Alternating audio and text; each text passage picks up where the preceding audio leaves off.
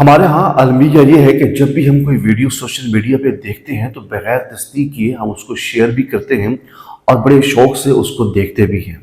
اب آپ اسی وقت یہ ویڈیو نظر سے گزری، جب میں نے اس کو دیکھا تو میں حیران رہ گیا کہ لوگ طرح طرح کی باتیں کرنے میں مصروف تھے۔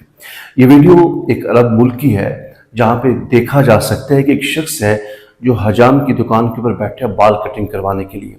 اس ویڈیو کا جو ٹائٹل تھا وہ یہ تھا کہ ایک جن ہے جو بال کٹوانے کے لیے حجام کی دکان کے اوپر بیٹھا ہے۔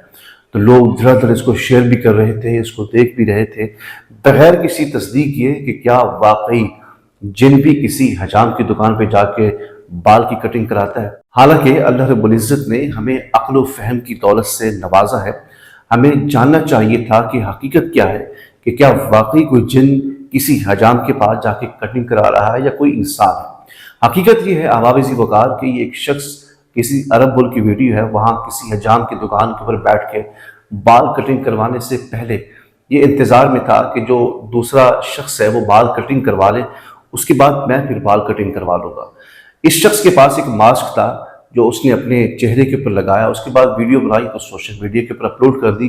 تو ہمارے پاکستانیوں کی حالت یہ ہے کہ یہ کہہ کر اس ویڈیو کو شیئر کر دیا کہ ایک جن ہے جو کسی حجام کے پاس آ کے بال کٹنگ کروا رہا ہے۔ احباب ذی وقار میری بات کرنے کا مقصد یہ ہے، ایک تو ہمیں یہ چاہیے کہ جب تک کسی بات کی تصدیق اور حقیقت معلوم نہ ہو اس کو شیئر نہ کیا جائے، اور دوسرا یہ ریکویسٹ کرتا ہوں ان نوجوانوں سے، ان بھائیوں سے جو اپنے چہرے کے اوپر ماسک کا استعمال کرتے ہیں، ان کو قرآن مجید کی اس آیت کو ضرور پڑھنا اور مطالعہ کرنا چاہیے کہ اللہ رب العزت نے ارشاد فرمایا لَقَدْ خَلَقْنَا الْإِنسَانَ فِي أَحْسَنِ تَقْوِيمٍ، کہ ہم نے انسان کو بڑی حسین اور خوبصورت شکل میں پیدا فرمایا۔